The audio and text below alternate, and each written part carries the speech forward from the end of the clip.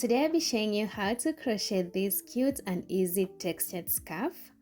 This is perfect for winter and it's also a beginner friendly tutorial. And as usual, I'll be providing a written pattern on the screen so that you can follow along easily. Remember to watch up to the end because I'll be showing you 5 different ways you can style your scarf.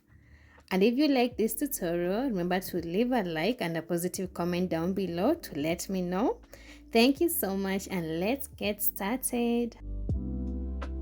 For the materials, I'll be using this brown color of yarn. This is a Kenyan brand called Robin. It's a chunky 4-ply yarn. It's 100% acrylic and I'll be using about 3 balls of this, which weighs 100 grams each. You can use any type of yarn, but we will be measuring as we go. And then I'll be using a 5.5mm crochet hook. You can upsize or downsize according to your tension. And then I'll be using a tape measure. We'll be measuring as we work this scarf. And then a pair of scissors and also a darning needle.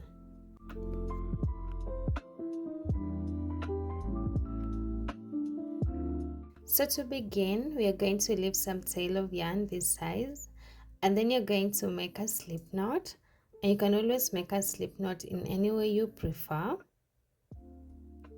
And once you are done making your slip knot, we are going to chain an even number of chains for this scarf. I'll be chaining 24, which is equals to 7 inches. So to chain, yarn over and pull through the loop on your hook, yarn over and pull through the loop on your hook again, and you're going to continue chaining until you get how wide you want your scarf to be.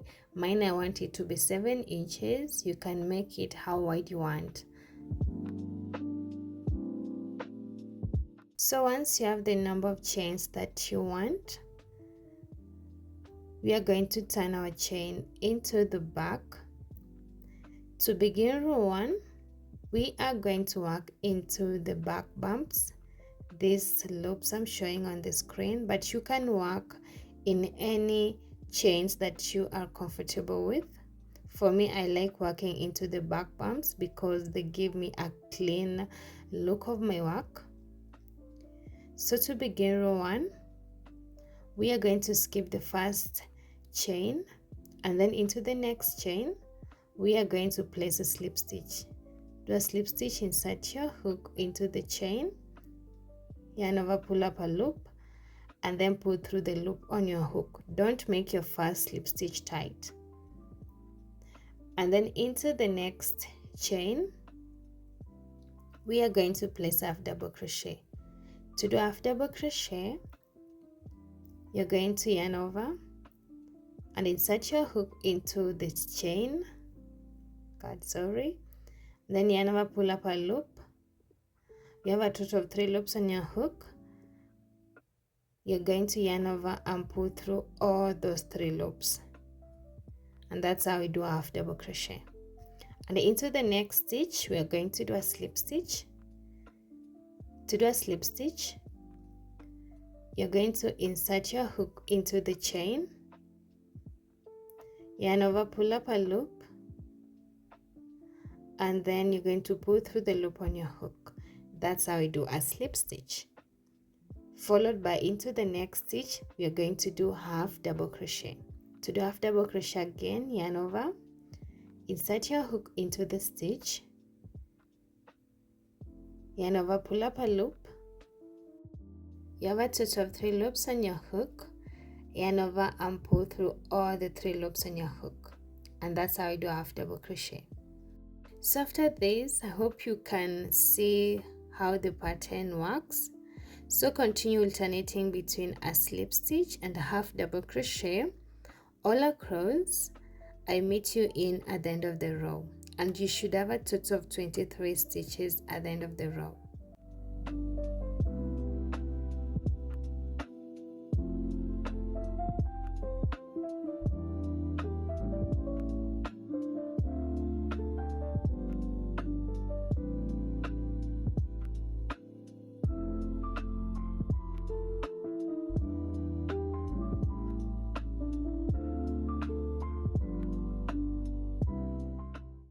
At the end of the row, you should finish with a slip stitch, since we started with a slip stitch at the beginning of the row, and make sure your slip stitch is loose and not tight.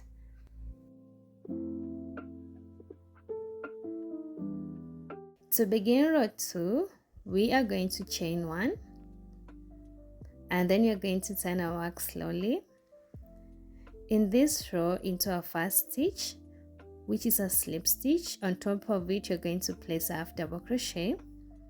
To do half double crochet yarn over, insert your hook into both loops of the stitch,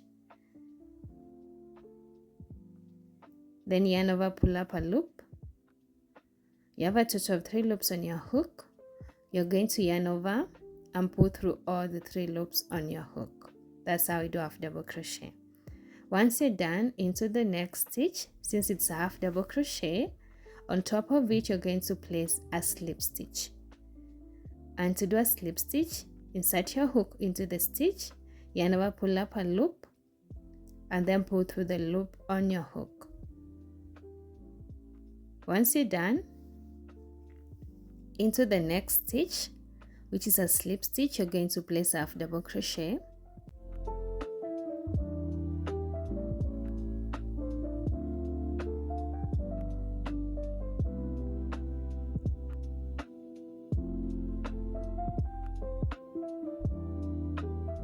Once you're done, into the next stitch, since it's a half double crochet, on top of it you're going to place a slip stitch.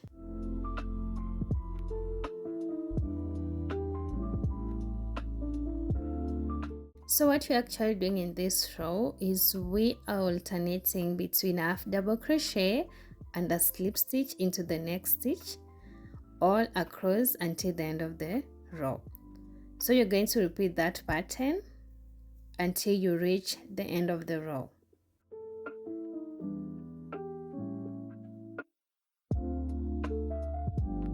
So once you're at the end of the row and you have 1 stitch left, since our second last stitch is a slip stitch, so into our last stitch you're going to place a half double crochet.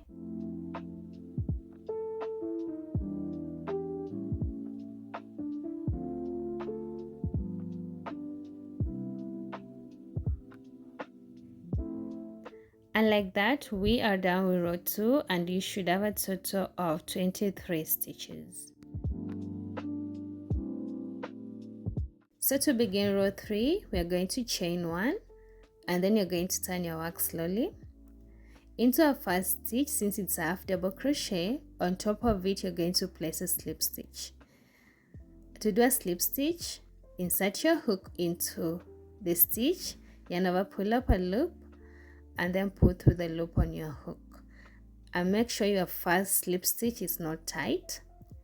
And then into the next stitch, since it's a slip stitch, you're going to place a half double crochet.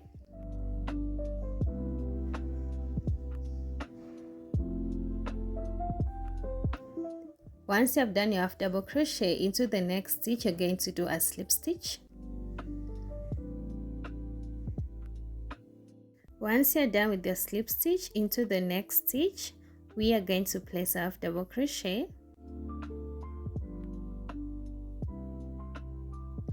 Then followed by a slip stitch into the next stitch.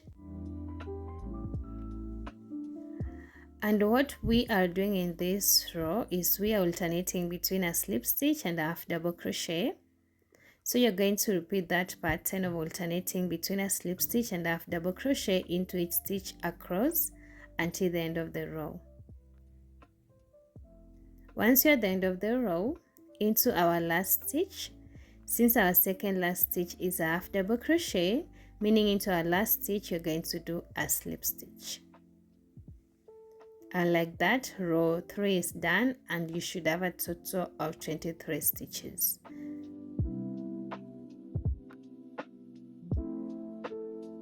So what you're going to do is you're going to keep repeating row 2 and row 3 until you have the length that you want. I've left a scarf size chart there that you can follow. You can work with that. For me, I made a length of 74 inches. So once you have the length that you want, mine is 74 inches, I did not count the number of rows because there are so many rows, so we'll be working with the measurement. So once you have the number of inches you prefer according to the chart, or you can make more. So to finish off, we are going to chain 1, and then you're going to leave some tail of yarn, and then you're going to cut off the rest of the yarn. Remember to fasten off, and like that we're done making our scarf. It's so long. Mine is 7 inches wide and 74 inches long. You can decide to stop here and your scarf is all done, or you can go to the next step where we're going to make the tassels. So the next step is you're going to make the tassels. You can grab any book that you have. Mine, I'll be using my notebook, and then you're going to take the yarn that we used, and then you're going to wrap the yarn around the notebook or any book that you have. Just wrap as many times as you can.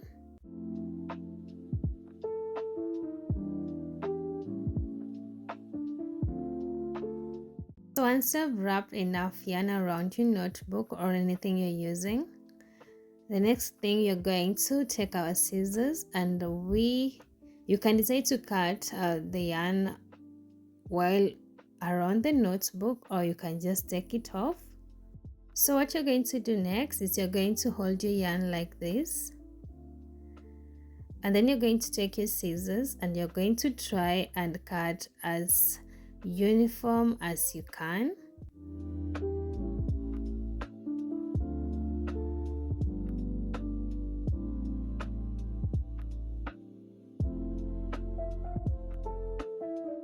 So once you're done cutting, this is the results. This is what we have. So the next step, you're going to add the tassels to our scarf. To begin, you're going to pick 2 pieces of the yarn that we made, and then you're going to fold it equally like this, whatever you're seeing on the screen. And then you're going to start from any corner of the scarf into the first space you see, and then you're going to hook it and pull through that space, and then you're going to yarn over and pull through the loop that you created, and then you fasten off. That's one method of doing this. So let's do it once again.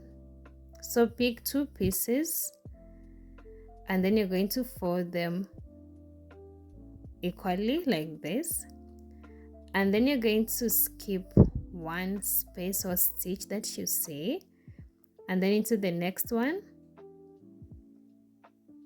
you're going to insert your hook, and then you're going to hook your tail of yarn, and once you have created a loop like this, you're going to yarn over and pull through that loop, and then you're going to fasten off. I don't know if I'm explaining well, but hope you can see what I'm doing. So let's do this one more time so that you can see what you're doing.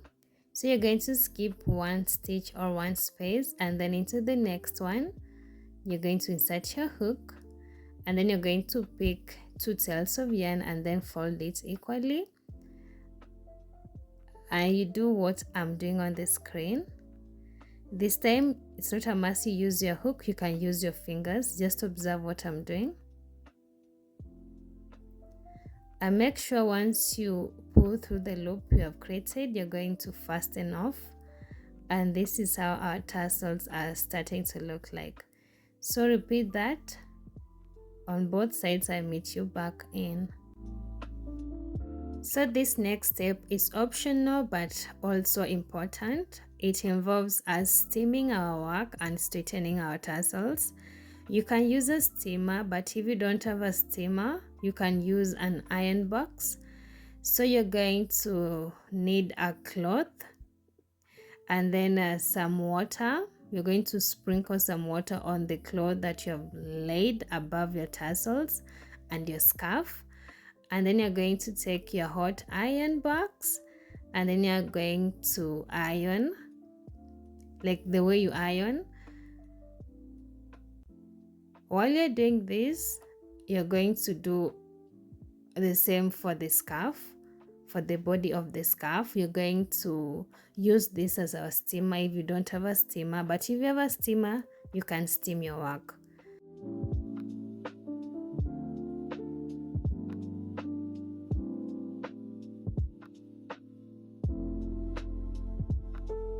So once you're done straightening your tassels, arrange them well.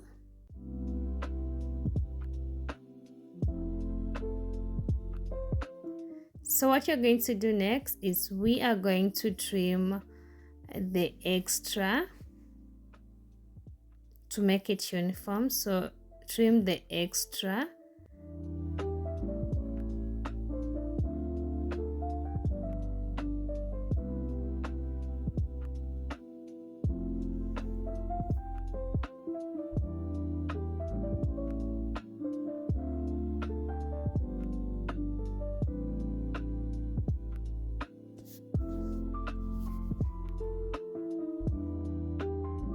So what you're going to do next is you're going to repeat the same procedure you've done on this other side of the tassels on the other side. And as you do that, you steam your scarf in the process. So I meet you back in once you are done. And like that, our scarf is all done. So let me show you different ways you can style your scarf. Remember to watch up to the end, and you can tell me which one is your favorite in the comment section.